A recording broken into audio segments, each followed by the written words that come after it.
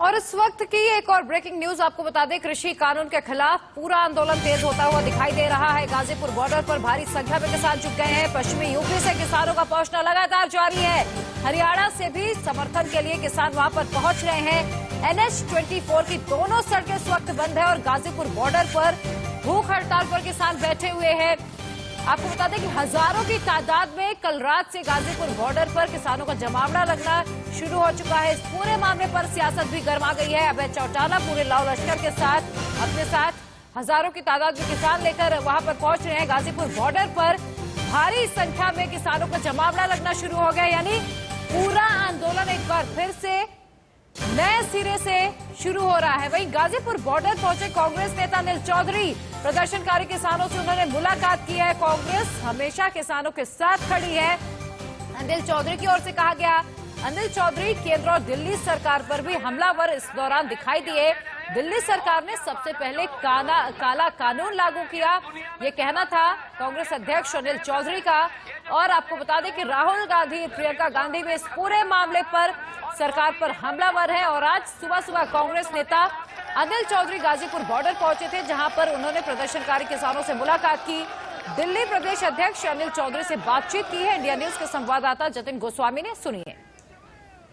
हुआ उसको अभी कोई देश भी नहीं बुला पा रहा है और जाहिर है कई सवाल दोनों तरफ से तमाम चीजें हो रही है, क्या कहना है? नहीं, दोनों तरफ से नहीं, एक तरफ से सीधा है। हाँ, सरकारें कुछ सवाल क्रिएट करने की कोशिश कर रही हैं। आज महात्मा गांधी जी की पुण्यतिथि है। ये देश महात्मा गांधी को मानने वाला देश है, किसानों को पूजने वाला देश है। इस किसानों के आंदोलन को जिस तरह से हिंसक कहा जा रहा है, मैं कहना चाहता हूँ 64 दिन से ज्यादा हो चुके हैं, 180 से ज्यादा मौतें हो चुकी हैं, फिर भी किसानों को हिंसक कहना ये कहां तक उचित है? 26 तारीख की घटना ये दिखाती है कहीं ना कहीं सरकारें इस संगठन को जो बदनाम करने के लिए निरंतर षड्यंत्र रच रही थी वो जग जाहिर हुआ है। जिस तरह के नाम आ रहे हैं वो दिखा रहे हैं कि किस तरह के आरोप सरकारें लगा करके किसानों को ये दिखाने की कोशिश कर रही है। लेकिन सरकार ये पहले इस बात का जवाब दे, 180 से ज्यादा मौतें, क्या किसानों को हिंसक कहना उचित है? 64 दिन से ज्यादा शांतिपूर्ण तरीके से डटे रहना, ठंड में, कड़ाके की ठंड में, अपने बच्चों, अपने परिवार, किसान खेत छोड़ के यहाँ डटे हुए हैं, क्या इनको हिंसक कहना ठीक है? आपको क्या लगता है कि इस मामले पर राजनीति भी हो रही है? एक तरफ केजरीवाल हैं जिन्होंने यहाँ बिजली पानी देने का अब वादा कर दिया, यूपी सरकार ने बिजली काट दी, ऐसा इनका आरोप था। और फिर जिस तरह से वो रात आई और फिर राकेश टिकैत यहाँ पर उनके आंसू देखने को मिले, तो अब ये कहा जा रहा है कि उनके आंसुओं ने तस्वीर बदल दी, क्या कहना है इस पर? नहीं साहब, एक किसान के ऊपर जिस तरह से बर्बरता रूप आप रवैया अपनाएंगी सरकारें दमन करने के लिए, लालच उन पे काम नहीं करता है, थ्रेट उन पे काम नहीं करती है। 26 दिन को चुना जाता है, 26 जनवरी को लाल किले पे जिस तरह से साजिश के तहत कुछ लोगों को भेज करके इस आंदोलनकारियों को बदनाम करने की कोशिश की जाती है। तो मैं कहना चाहता हूँ इसमें अरविंद केजरीवाल साहब ने आखिर क्यों कदम नहीं उठाए? दिल्ली के मुख्यमंत्री थे, क्या उनका फर्ज नहीं बनता था जाकर के वो गृह मंत्री से बातचीत करें? और माफ करिएगा, ये वही अरविंद केजरीवाल है जिन्होंने सबसे पहले इन 3 काले कानूनों को दिल्ली में लागू किया। तो इस्तीफा देना चाहिए अरविंद केजरीवाल को, ना कि इस तरह। आप यहाँ कब तक बैठे हुए हैं और कांग्रेस के कौन बड़े नेता यहाँ पर? कांग्रेस के कार्यकर्ता, नेता, हमने हमेशा अपने किसानों की बात मानी है। हमारा समर्थन पूरे तौर पे किसानों के साथ रहा है। कांग्रेस पार्टी का स्टैंड, और राहुल जी माफ करिएगा, पहले दिन से पार्लियामेंट से लेकर सड़क तक वो राहुल गांधी एक व्यक्ति है जो सड़कों पर इस सरकार के खिलाफ लड़ रहा है। तो गाजीपुर बॉर्डर का हाल हमने आपको दिखाया, सियासत भी इस पर गरमाई है। वहीं सिंघू बॉर्डर पर अभी ताजा हालात कैसे हैं, इस पर और अधिक जानकारी दे रहे हैं इंडिया न्यूज के संवाददाता सव्यसाची, सुनिए। इस समय मैं सिंघू बॉर्डर पे मौजूद हूं और आज प्रदर्शन का 67 दिन है और आप देख सकते हैं फिलहाल दिल्ली पुलिस के जो जवान हैं वो रेकी कर रहे हैं और तमाम दिल्ली पुलिस के साथ जो रैपिड एक्शन फोर्सेस हैं वो भी मौजूद है सिंघू बॉर्डर पे। और ये वही जगह है जहां पे कल झड़प हो गई थी जो किसानों के बीच और सिंघू गांव के लोगों के बीच। हालांकि जो किसानों का ये आरोप है कि जो लोग आए थे कल सिंघू गांव से वो गांव के लोग नहीं थे, वो सेंट्रल गवर्नमेंट के लोग थे जिन्होंने आके प्रदर्शन तोड़ने की कोशिश की। और ये वही जगह है जहां करीबन 200 जो लोग आए थे सिंघू गांव से, वो यहाँ पे पहले नारेबाजी कर रहे थे किसानों के खिलाफ और थोड़ी देर बाद उन्होंने ये बैरिकेड तोड़ के अंदर चले गए, जिसके बाद उन्होंने टेंट तोड़ दिया और किसानों के साथ वहां पे झड़प शुरू हो गई, जिसके बाद पत्थरबाजी भी चल रही थी दोनों पक्षों में। फिर दिल्ली पुलिस ने माहौल ठंडा करने की कोशिश की, जहां पे 2 दिल्ली पुलिस के जवान वहां पे घायल हो गए और फिलहाल 44 लोग यहां पे डिटेन हो चुके हैं जो कल की क्लैश में थे। और लगातार आप सिचुएशन देख रहे हैं, हम ग्राउंड जीरो से रिपोर्ट कर रहे हैं सिंघू बॉर्डर पे। यहाँ पे दिल्ली पुलिस के जवान मौजूद है, रैपिड एक्शन फोर्सेस के जवान मौजूद है और पहले जो हलचल देखी जाती थी सिंघू बॉर्डर में वो कहीं ना कहीं कम हो चुकी है। और ऐसी रिपोर्ट्स मिल रही है कि पीछे जहां पे सिंघू बॉर्डर के ये प्रदर्शन करीबन 10 से 15 किलोमीटर लंबा है और पीछे की तरफ से बहुत किसान जो हैं वो वापस जा रहे हैं और टेंट खाली कर रहे हैं। और जैसे आप देख सकते हैं किसान यहाँ पे झंडा लेके अपने जो यूनियन का झंडा लेके खड़े हैं। लगातार यहाँ पे माहौल काफी टेंस है। आप देख सकते हैं ये सीधा तस्वीरें आपको मैं सिंघू बॉर्डर के टेंट से दिखा रहा हूँ जहाँ पे प्रदर्शनकारी जो किसान हैं वो यहाँ पे मौजूद हैं और रखवाली कर रहे हैं, क्योंकि लगातार दिल्ली पुलिस भी ये घोषणा कर रही है सुबह से कि कोई भी गांव वालों को यहाँ पे आने की अनुमति नहीं है। क्योंकि कल हमने देखा कि जब आम आदमी पार्टी के नेता सत्येंद्र जैन और राघव चड्ढा आए थे तब वाटर टैंक लेके तब उनको अंदर जाने नहीं दिया। फिर यहाँ पे करीबन 200 गाँव वाले आए थे जो कि बैरिकेड तोड़ के अंदर आ गए, जिसके बाद पूरा मामला घटा और दिल्ली पुलिस को आंसू गैस के गोले भी दागने पड़े माहौल को ठंडा करने के लिए। कैमरा पर्सन प्रमोद दास के साथ Sabyasachi Roy Chowdhury, India news, Singhu border. वहीं किसान आंदोलन का केंद्र माने जाने वाले सिंघू बॉर्डर के किसानों का क्या कुछ कहना है वो भी सुनिए जरा। आज 66 दिन हो गए जी। अच्छा, हाँ जी। तो अभी कल परसों बीच में चले भी गए थे? नहीं गए, बिल्कुल नहीं गए, सामने ही रहे हर वक्त। अच्छा। हम जाने वाले थोड़े, हम तो कर्मठ कार्यकर्ता हैं। तो मेरा तो ये कहना है लाठी के बल पर नहीं, जब तक 3 कानून वापसी नहीं लोगे हम किसान पूरे भारत का एक और बिल्कुल ये वापसी नहीं होने हम घर नहीं जानेंगे। अब ये नहीं था कहना मैं उन्होंने सोचा कि ना यहाँ से पुलिस प्रशासन ने सरकार ने को यहाँ तो आदमी कम रह गया, अब इनको उठाओ। सारी तैयारी फोर्स की कर ली, प्रेशर डाल ले।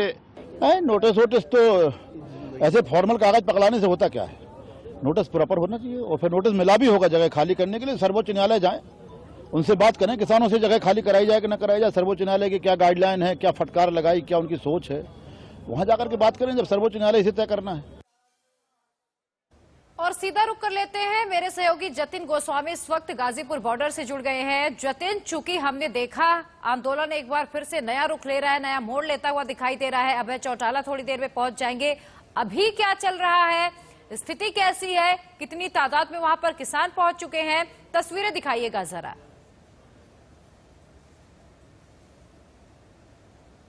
बहुत क्लियर मुझे आपकी आवाज नहीं मिली, लेकिन मैं आपको तस्वीरें दिखा देता हूं। गुरनाम सिंह चढ़ूनी यहां पहुंचे थे और अभी अभी उनका जो यहां से जो संबोधन है वो खत्म हुआ है और उन्होंने सरकार पर आरोप लगाया है कि साजिश के तहत जो तमाम जगहों पर असामाजिक तत्वों द्वारा हरकतें करने की कोशिश की जा रही है। आप देखिए, अगर मैंने आपको पहले ही बताया था कि जो पहले की तस्वीर थी करीब परसों रात से लेकर अब तक की तुलना करें तो तस्वीर काफी बदल चुकी है और जो संख्या है किसानों की वो यहाँ काफी ज्यादा बढ़ चुकी है। और तस्वीरों में यहाँ देख भी सकते हैं कि जो किसान है वो कितनी भारी संख्या में यहाँ पर मौजूद है। ये बता दें कि जो मुजफ्फरनगर में महापंचायत हुई है उसके बाद भी जो मुजफ्फरनगर और दूसरे आसपास के इलाकों से किसान हैं वो लगातार यहाँ पर पहुंच रहे हैं। हमने सुबह देखा था कि ट्रैक्टर भी यहाँ भारी संख्या में आ रहे थे। तो कुल मिलाकर ये तस्वीर आपके सामने है, ये वही मंच है, एक बार मैं आपको दिखा दूं, जहां पर परसों रात सब कुछ हुआ था और जो राकेश टिकैत थे उनके आंसुओं के बाद जो तस्वीर बदली थी वो यहाँ पर काफी बड़े परिवर्तन के रूप में अब नजर आ रही है। जी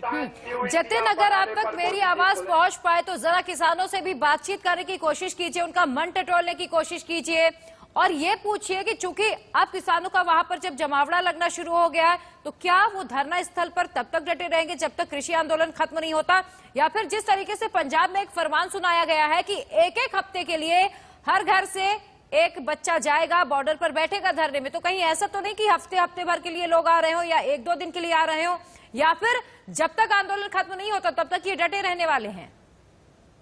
सबसे ऊपर है, किसी एक की गलती, एक समूह की गलती। देखिए, गुरनाम सिंह चढ़ूनी अभी यहाँ पर आए थे, उन्होंने ये कहा कि जब तक आंदोलन खत्म नहीं होगा तब तक डटे रहेंगे और बिल्कुल मैं कोशिश करता हूँ कि यहाँ किसानों से बात करूँ और यहाँ मैं एक तस्वीर दिखा देता हूँ। आप देखिए, ये इस तरह से घड़े लेकर जो किसान है वो आ रहे हैं, ये पानी लेकर आ रहे हैं, दरअसल जल लेकर आ रहे हैं और मैं यहाँ पर जो धरने पर बैठे हुए किसान है उनकी तस्वीर भी एक बार आपको दिखाऊं तो कोशिश हम करेंगे कि बात जो है वो हो पाए। किसानों की देशभक्ति पर सवाल उठा रहे हैं, उस भगत सिंह की औलाद पर देश। आप ये बताइए जी, जो जिस तरह से ये अब तस्वीर बदली है, तमाम किसान जगह जगह से यहाँ पहुँच रहे हैं, तो क्या ये कुछ दिनों के लिए पहुँच रहे हैं या लगातार यहाँ पर रहेंगे?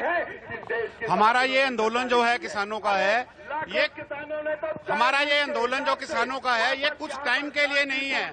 ये कुछ टाइम के लिए तब हो सकता है अगर मोदी जी हमें आज बोल दे कि हमने ये कानून वापस ले लिया है, हम तुरंत 1 मिनट भी नहीं लगाएंगे। पंजाब में कहा गया है किसानों द्वारा कि हर घर से यहाँ पर व्यक्ति आए आंदोलन में, दिल्ली आए, नहीं आएगा तो 1500 का जुर्माना लगेगा। क्या कहेंगे उस पर? आ रहे हैं तो ये किसी को जुर्माना लगाने वाली बात नहीं है, सबके मन में अपनी तमन्ना है। अगर हमको हिंदुस्तान में जीना है तो इस काले कानून को हमें वापस लेना ही पड़ेगा सरकार को। एक बंदे की बात कर रहे हो, हर पंजाब के हर घर से हर सदस्य, चाहे वो बूढ़ा है, चाहे जवान है, चाहे वो बुजुर्ग है, वो इस संघर्ष में सिंधु बॉर्डर पे इंडिया में जहां भी ये मोर्चे चलेंगे वहां पे हर टाइम पहुंचेगा।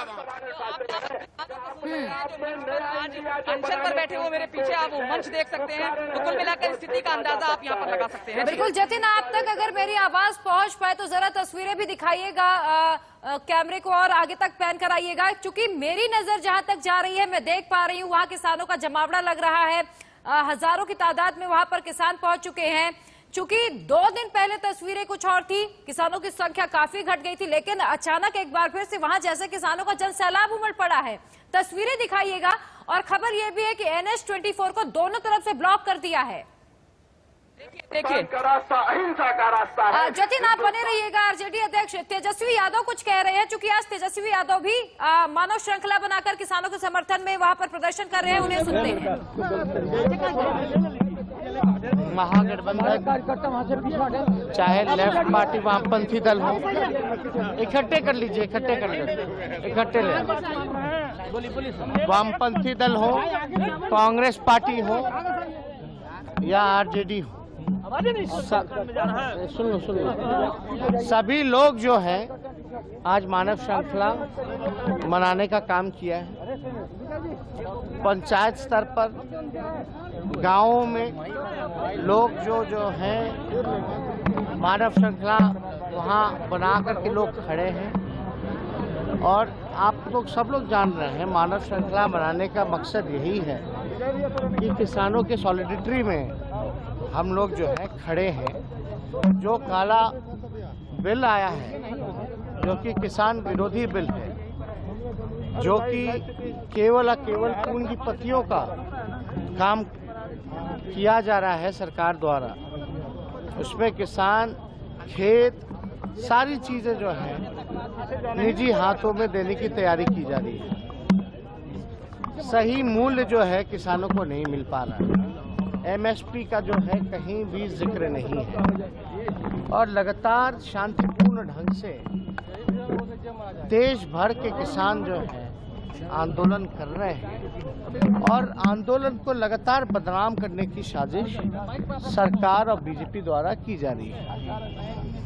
दुखद बात यह है कि 2006 में ही सबसे पहला अगर किसानों पर हमला अगर किसी ने किया तो नीतीश कुमार जी ने किया। मंडी व्यवस्था खत्म कर दी गई, बाजार समिति को खत्म कर दिया गया। किसान जो है बिहार का मजदूर बना, मजदूर जो है पलायन हो गए। अब किसान इतना कमजोर है कि अब तो सीजनल लोग आते हैं, रोपनी हुआ, कटनी हुआ, उसमें लोग आता है। लेकिन स्थिति वाकई में अगर बिहार की अगर देखी जाए तो अभी भी धान की खरीद नहीं हो पा रही है। जो MSP जो रेट है, जो धान का जो फसलों का जो उचित दाम मिलना चाहिए वो लोगों को नहीं मिल पा रहा। और अभी भी खरीदारी जो है वो हो नहीं रही कई जगह। तो हम लोग तो लगातार इस बात को उठाते रहे हैं। और नीतीश कुमार जी पता नहीं क्यों उन्होंने चुप्पी साधी हुई है। तो अभी आप तेजस्वी यादव को सुन रहे थे। उनका सीधा सीधा कहना है कि सरकार किसानों को उचित मूल्य नहीं दे पा रही है उनके अनाज का, और इस पूरे आंदोलन को बदनाम करने की सरकार की साजिश है। बहरहाल वक्त छोटे से ब्रेक का फौरन हाजिर होंगे, बने रहिए।